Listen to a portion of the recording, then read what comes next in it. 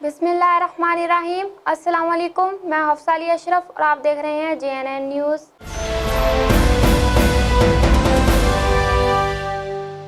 खानपुर में दिन के वक्त बड़ी गाड़ियों का शहर में दाखिला। बड़ी गाड़ियां आवाम की अजियत और ट्रैफिक में रुकावट का सबब बनती हैं। मासूम बच्चा ट्रक की जद में आकर जाम बहक हो चुका है।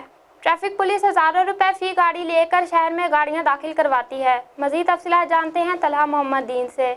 ज़िली इंतज़ामिया की जानब से पाबंदी के बावजूद ट्रालर्स, ट्रकों और दीगर बड़ी गाड़ियों के दिन के औकात में बड़ी तादाद में दाखिले की वजह से शहरियों को शदीद मुश्किलात का सामना। ट्रैफिक पुलिस के एहलकार और इंचार्ज 1000 रुपए से लेकर 3000 रुपए तक फी गाड़ी रिश्वत लेकर गाड़ियों को शहर में दाखिल कर देते हैं। इस तरह एक बड़ी रकम कमाकर ड्यूटी करने की बजाय सारा दिन आराम करते हैं, जिसकी वजह से दिन भर चौक दुरानी, चौक गवर्नमेंट हाई स्कूल, वापटा चौक और चौक राजी में ट्रैफिक बंद रहती है। दिन के वक्त एक मासूम बच्चा चौक दुरानी में ट्रक की जद में आकर जाँ बहक हो चुका है, लेकिन ट्रैफिक पुलिस की बेहसी और रिश्वत का बाजार गर्म है। रिपोर्ट में 2 ट्रालर एक साथ गुजरने से ट्रैफिक बंद होने का मंजर देखा जा सकता है।